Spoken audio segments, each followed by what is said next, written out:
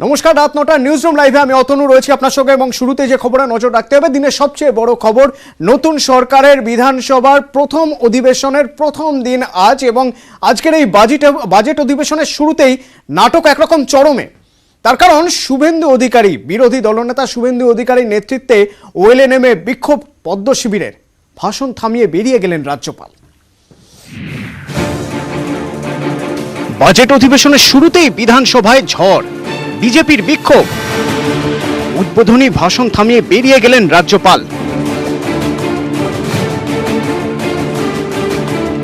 তৃতীয়বার ক্ষমতায় তৃণমূল, নতুন সরকার গঠনের পর বিধানসভার প্রথম অধিবেশন।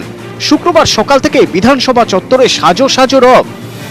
তৃণমূল কংগ্রেস ক্ষমতায় আসার পর, সরকার গঠনের পর আজকে প্রথম বিধানসভার অধিবেশন বসতে চলেছে। রাজ্যের তৈরি ভাষণ রাজ্যপাল পড়বেন কিনা তা নিয়েই ছিল জোর জল্পনা। কি হয় ভাব। এরই মধ্যে নির্দিষ্ট সময়ে বিধানসভায় পৌঁছন রাজ্যপাল। ফুল দিয়ে রাজ্যপালকে স্বাগত জানান মুখ্যমন্ত্রী ও বিধানসভার অধ্যক্ষ। এরপর তিনজনে একসঙ্গে বিধানসভা ভবনে প্রবেশ করেন। বিধানসভায় রাজ্যপালের ভাষণ শুরু হতেই ওয়েলে নেমে শুভেন্দু অধিকারীর নেতৃত্বে বিক্ষোভ দেখাতে থাকেন বিজেপি বিধায়করা। ওঠে জয় শ্রীরাম, ভারত মাতা কি জয় স্লোগান। এই হইহট্টগোলের মাঝে ভাষণ থামিয়ে দেন রাজ্যপাল। এরপরেই বিধানসভা ছেড়ে বেরিয়ে যান রাজ্যপাল জগদীপ ধনখড়। তাকে গাড়ি পর্যন্ত এগিয়ে দিয়ে আসেন স্পিকার ও মুখ্যমন্ত্রী। নেত্রী মমতা বন্দ্যোপাধ্যায়, যিনি রাজ্যের মুখ্যমন্ত্রী, তার নেতৃত্বাধীন ক্যাবিনেটে লিখে দেওয়া ভাষণ, সেখানে রাজ্যপাল মহোদয়ের করার কিছু নেই।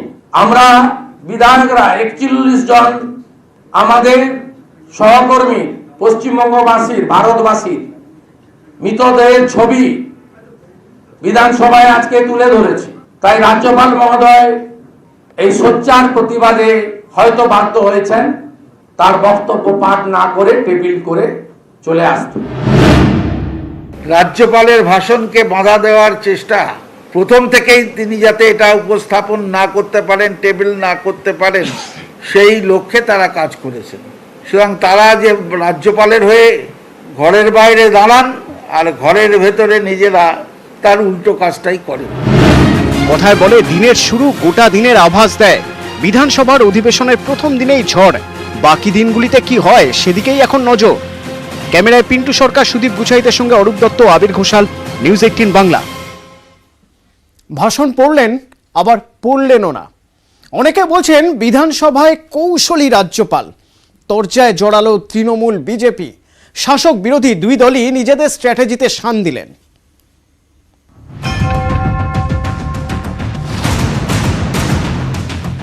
বিধানসভায় বাজেট অধিবেশনের শুরুর দিনেই বিজেপি বিধায়কদের হইহট্টগোল। ভাষণের শুরু ও শেষের অনুচ্ছেদ পাঠ করে বেরিয়ে গেলেন রাজ্যপাল। পর্যবেক্ষকদের একাংশের মতে রাজ্যপালের এরকম ভাষণ পাঠ কার্যত নজিরবিহীন। কিন্তু এতে কি সব পক্ষের কৌশলী সাফল্য পেল? প্রশ্নটা উঠছে। যেমন তৃণমূল, পর্যবেক্ষকদের একাংশের মতে শাসক দল শুরু থেকেই ভোট পরবর্তী হিংসার অভিযোগ উড়িয়ে দিয়েছে।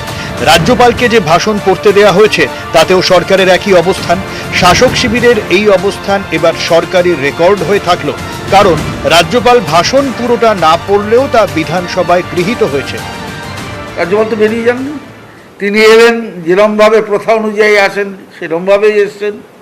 তিনি গেলেন যেরমভাবে প্রথা অনুযায়ী যাওয়ার কথা তিনি সেরমভাবেই গেছেন। রাজ্য কেন প্রতিবাদ করতে যাবে? যারা প্রতিবাদ করতে গেছেন তারাই বিধানসভা জ্ঞানগম্ভী কম। অনেকে বলছেন বিজেপিও মনে করতে পারে তারা তাদের কৌশলে সফল, কারণ ভোট পরবর্তী হিংসার অভিযোগে বিধানসভার শুরুর দিনেই বিজেপি ঝড় তুলতে পেরেছে।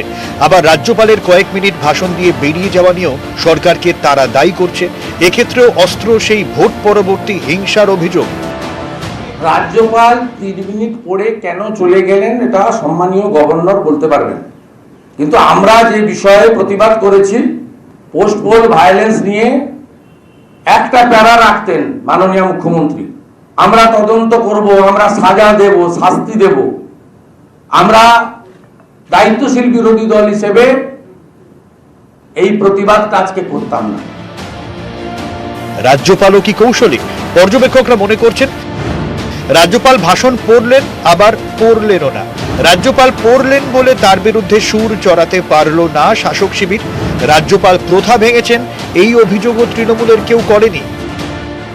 আসলে রাজ্যপাল সরকার প্রদত্ত ভাষণকেই গ্রহণ করেছেন। অনেকে বলছিলেন যে তিনি সংযোজন করবেন, তিনি অতিরিক্ত কথা বলবেন, তার কোনোটাই তিনি করেননি। আবার রাজ্যপাল ভাষণ পুরোটা পড়লেন না বলে কোমর বেঁধে আসরে নেমে পড়তে পারল বিজেপি। সুযোগ পেয়ে গেল ভোট পরবর্তী হিংসার অভিযোগকে সামনে রেখে সুর চড়াতে, নিশানা করতে সরকারকেও। যে পড়ছে আর যে শুনছে দুজনে মিলেই বেরিয়ে যাবার প্ল্যান, এটা আগে থেকে এটার মধ্যে কি কোনো নীল নকশা দেখতে পাচ্ছেন? একেবারে পুরোপুরি নেই। তিন পক্ষই মানে রাজ্যপাল, সরকার এবং প্রধান বিরোধী দল বিজেপি, তারা তিন পক্ষই নিজেদেরকে জয়ী মনে করছে। রাজ্যপাল তো বললেন না নির্বাচনের পরের যে ভায়োলেন্সগুলো হয়েছে সেগুলো হচ্ছে ইলেকশন কমিশনের আন্ডারে হয়েছিল, রাজ্য সরকার আসার পর, আমার সরকার আসার পর সেগুলো সব ঠিক হয়ে গেছে। রাজ্যপালও এগুলো হয়তো বলতে চাননি এবং উনিও সেই জায়গা থেকে বেঁচে গেলেন। আগামী দিনে কি ঘটতে চলেছে, বিধানসভার অধিবেশন কতটা গরম হবে, কতটা সরগরম হবে বিজেপি, কতটা ধুন্ধুমার পরিস্থিতি তৈরি করবে বিজেপি, তা নিয়ে কিন্তু আশঙ্কা থেকেই যাচ্ছে। ক্যামেরায় পিন্টু সরকারের সঙ্গে অরূপ দত্ত, নিউজ 18 বাংলা, কলকাতা। রাজ্যপালের জন্য ভাষণ তৈরি করেছে রাজ্যের তৈরি করা সেই ভাষণে আপত্তি বিজেপির। ঠিক কি আছে ভাষণে দেখুন। রাজ্যপাল মহোদয়ের ভাষণের যে বক্তৃতা রাজ্য সরকার লিখে দিয়েছেন তাতে ভোট পরবর্তী হিংসার বিষয়ে কোনো উল্লেখ নেই। এমনকি উল্টে বলা আছে ভোট পরবর্তী হিংসা নিয়ে যে প্রচার করা হচ্ছে এটা সর্বৈব মিথ্যা। পোস্ট পোল ভায়োলেন্স বলে যে বাতাবরণ তৈরি করা হচ্ছে এটা সম্পূর্ণ ভিত্তিহীন। মমতা বন্দ্যোপাধ্যায় ক্ষমতায় আসার পর ব্যাপারটা পিসফুল হয়ে এসছে বহু জায়গায়, এবং বহু জায়গায় আদি বিজেপি বনাম তৎকাল বিজেপি ব্যাপক মারপিট হয়েছে, কিন্তু বাংলা শান্ত, বাংলায় কোনো নির্বাচনোত্তর সন্ত্রাস নেই। রাজ্যপালের ভাষণ তৈরি করেছে রাজ্য মন্ত্রিসভা। 12 নম্বর পাতায় লেখা হয়েছে, বহুল চর্চিত ভোট পরবর্তী হিংসার সবকটি ঘটনায় নির্বাচনী কাল পর্বে সংঘটিত হয়, যখন রাজ্যের আইন শৃঙ্খলা রক্ষার দায়িত্ব ভারতের নির্বাচন কমিশনের নিয়ন্ত্রণ, পরিচালনা ও তত্ত্বাবধানে ছিল।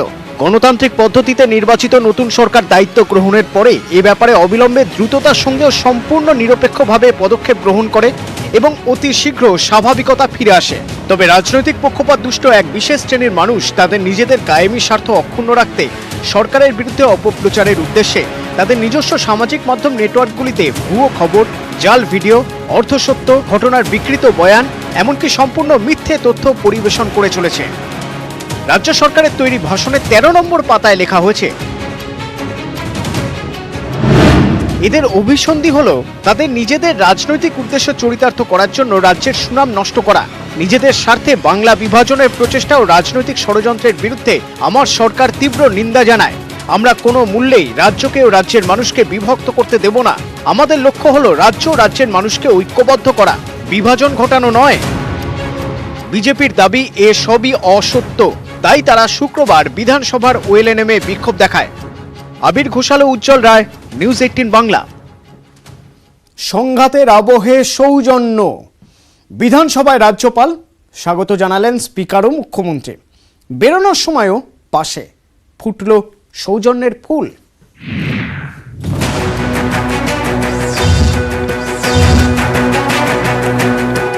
বিধানসভায় বাজেট অধিবেশনের প্রথম দিন, সকাল থেকে মেঘ রোদের লুকোচুরি, তার মধ্যেই হেসে উঠল সৌজন্যের ফুল।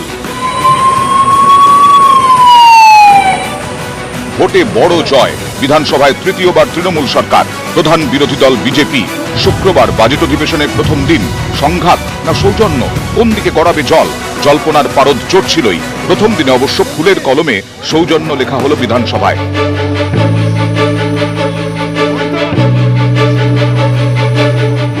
দুপুরে দুপুর 1:48 বিধানসভা চত্বরে ঢোকেন রাজ্যপাল জগদীপ ধনখড়। গাড়ি থেকে নেমে রাজ্যপাল যান আম্বেদকরের মূর্তির সামনে, সেখানে ফুল দেন, তারপর হাঁটু মুড়ে প্রণাম।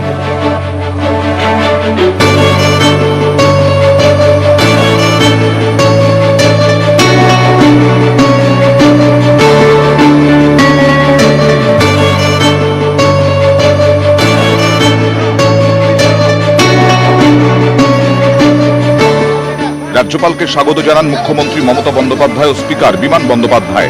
তারাও আম্বেদকরের মূর্তিতে মালা দেন।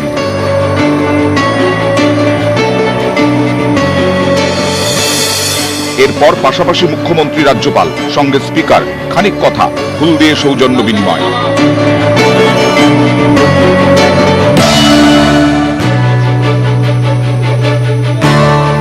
বিধানসভা কক্ষে খুবই সংক্ষিপ্ত ভাষণ পাঠ করেন রাজ্যপাল। রাজ্যপালকে ধন্যবাদ জানান মুখ্যমন্ত্রী মমতা বন্দ্যোপাধ্যায় এবং স্পিকার বিমান বন্দ্যোপাধ্যায়।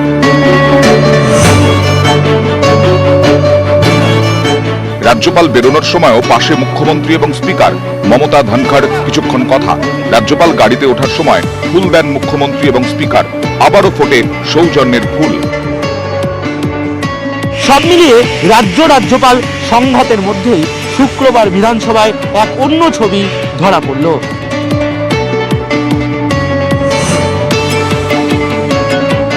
ক্যামেরায় সুদীপ গুছাইত, সুমন বসুর সঙ্গে আবির ঘোষাল ও সোমরাজ বন্দ্যোপাধ্যায়, নিউজ 18 বাংলা। তৃণমূল পঞ্চায়েত প্রধানের কাটমানি সওয়াল, টাকা না নিলে কি করে চলবে দল? গলসির গোহগ্রাম পঞ্চায়েত প্রধানের মন্তব্যে জোর বিতর্ক। প্রমাণ হলে জেলা স্তরেই ব্যবস্থা, আশ্বাস পঞ্চায়েত মন্ত্রীর।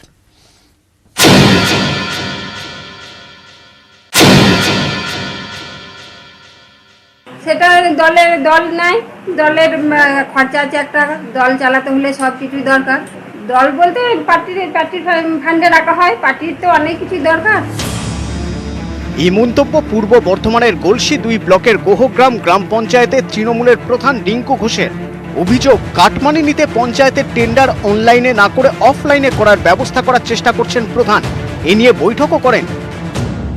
কাটমানি বলতে এটা তো কাটমানি বোঝাচ্ছে না। কাটমানি বলতে বাড়ি এলে সেগুলো যদি 10-20 হাজার টাকা করে নেওয়া হয়, তাকে জানিয়ে যে দিতে হবে, সেগুলো কাটমানি। এটা তো কাটমানি নয়, এটা দল চালাতে হলে এটা সবাই জানে যে নেয়। সেটা আমি কিন্তু কিছুই জানি না, শুনেছি নাই। এরপর এই জন্যের যে অফলাইন করছিল নেবো বলে, সেটাও আমি জানি না। উপপ্রধানের দাবি, দলের কয়েকজনের নির্দেশেই অফলাইনে টেন্ডার ডাকার কথা বলেছেন প্রধান। এর পিছনে রয়েছে কাটমানি। অফলাইনে করলে কিছু নেতার সুবিধা আছে, অফলাইনে করলে কিছু কন্ট্রাক্টরকে কাজ দেওয়া হয়, যেখান থেকে একটা পার্সেন্টেজ নেওয়া হয়, সেই টাকা পকেটে ভরে, সেখানে তাদের স্বার্থ ক্ষুণ্ণ। অনলাইনে করলে সেটা ক্ষুণ্ণ হবে, যার জন্য এই প্রক্রিয়ার জন্য প্রধানকে তারা পরামর্শ দিয়েছে, সেই পরামর্শ অনুযায়ী কাজ হয়েছে। যারাই টাকা নেবে এবং তারা যদি ধরা পড়ে, উপযুক্ত শাস্তির ব্যবস্থা আছে, এমনকি তাদের পদও চলে যেতে পারে।